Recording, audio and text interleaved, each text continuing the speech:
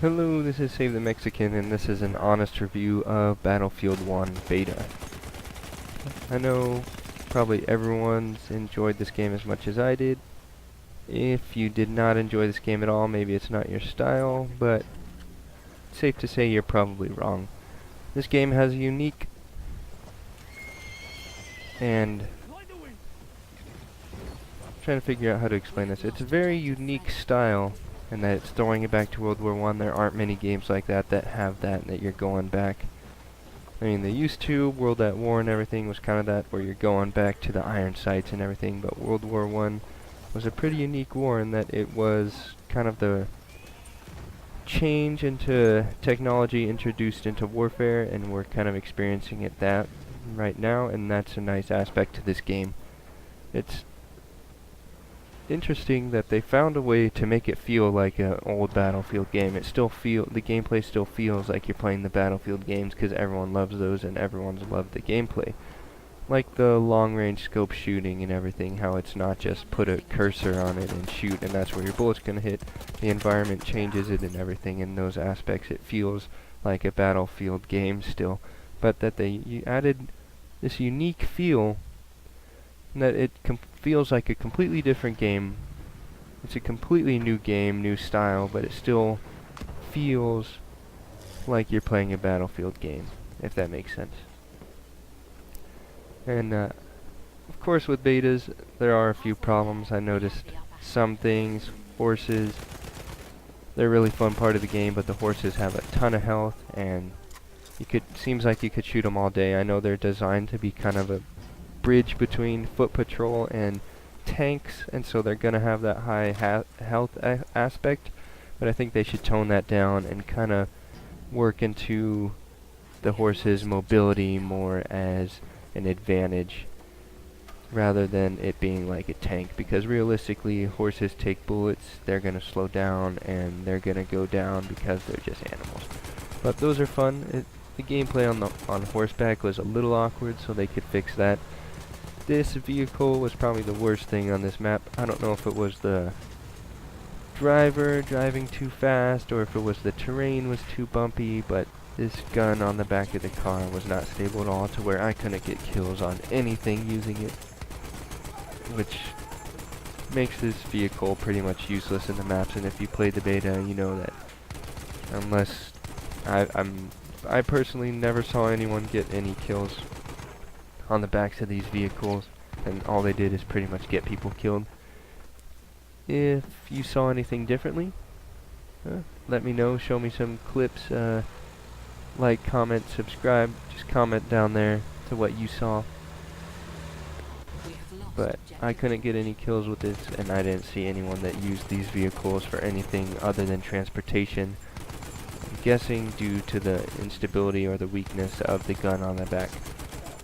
What I liked about the Halo games and the use of the Warthogs, which are kind of what these vehicles are, is that they were fast vehicles that if you play them right, you can do damage to the heavies like the tanks and everything.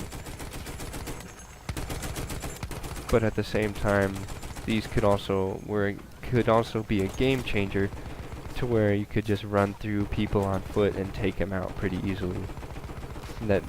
These vehicles would send people into hiding. But as you can see from this gameplay, this really didn't do that, and all it did is get me killed, and we were driving around and I couldn't get any kills on it. So that would be my critique, would be to fix that gun stability, because realistically, unless the vehicle is bouncing like crazy in crazy terrain, the gun would be relatively stable compared to the rest of the vehicle. Here's a clip of some of my sniping. I definitely noticed that you have to adjust your shots kind of realistically as shooters based on the weather, speed of the person, so you kind of got to feel it out with shots and everything, and it did feel very skill based rather than just pointing a cursor and pulling the trigger and the bullet just happening to go to where the cursor is, which is not realistic. And I did enjoy that this Battlefield game was kind of based on realism. One thing that did bother me, and typically bothers me in first-person shooters, is the overpowerment of melee. You know, in a lot of first-person shooters that you could, you know, empty half a magazine into someone, they come up and slap you upside the head and you're dead. And that kind of happens here with bayonet charges and the clubbing. So it's kind of a balancing issue that all first-person shooters face. There's a bayonet charge. I mean, it's a lot of fun to bayonet charge, but they need to add something like Gears of War did to the games, I feel, is that there are some stoppage, some bullet stoppage that when someone's, you know, lighting you up, you're not just going to keep running straight at full speed. You're going to take that damage, you're going to slow down, and that adds that sense of realism to it. And makes it so someone just can't charge straight at you while you're shooting them in the face, and then they just stab you. And whoop, you're dead. That is one critique I'd like to see them fix, is kind of be that game that fixes that problem with first-person shooters. Obstacle, yeah, jumping over that wall reminds me that the obstacle navigation was pretty good in this game.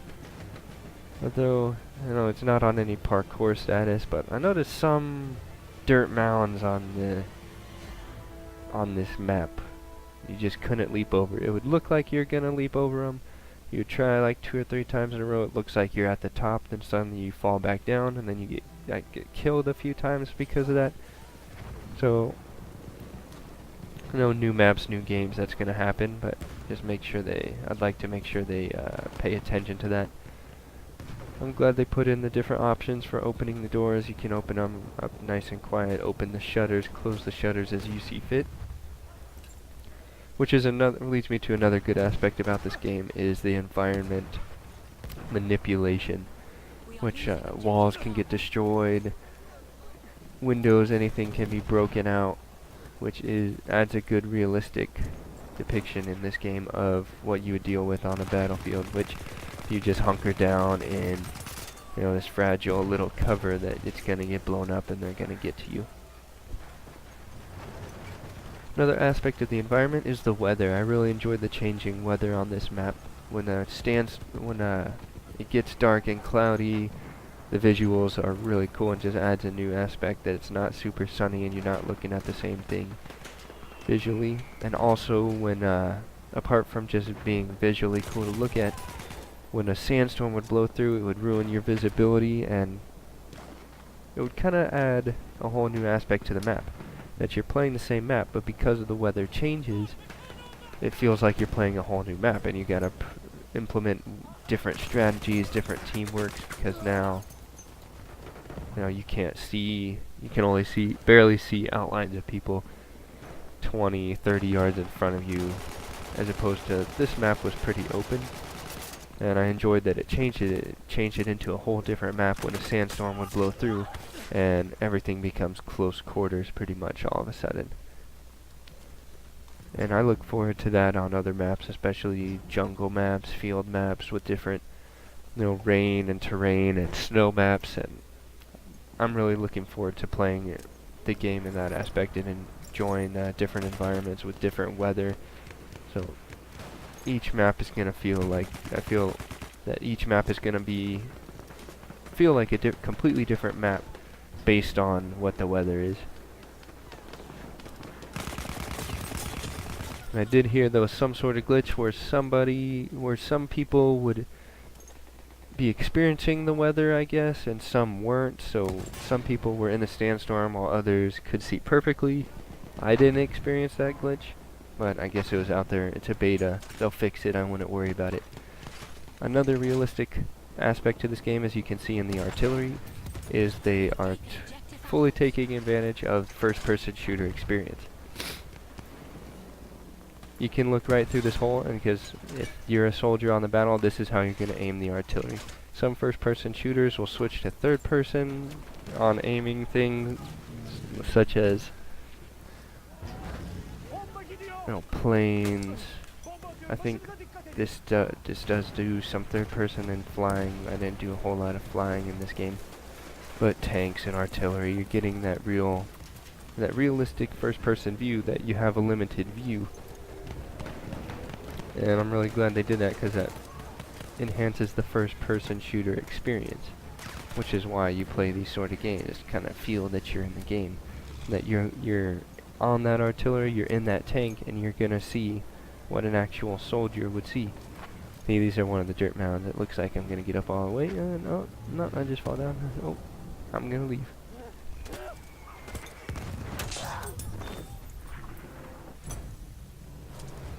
But as far as the planes go, they're a lot of fun to do, but I just haven't figured them out yet. I was enjoying I'm more of a close quarters player, and I was just enjoying that aspect of this game more. Shooting people up that way. I didn't spend a lot of time in the tanks, although they seem to do their jobs and seem to work pretty well. I didn't experience a lot of glitches with them or anything yet, which was surprising for how dynamic and how much goes into each of these maps as far as the terrain. But overall, not a whole lot of glitches, especially for it being a beta, so that was surprising. If you have different opinions, let me know in the comments below. Like, comment, subscribe if you enjoyed the video, and thanks for sticking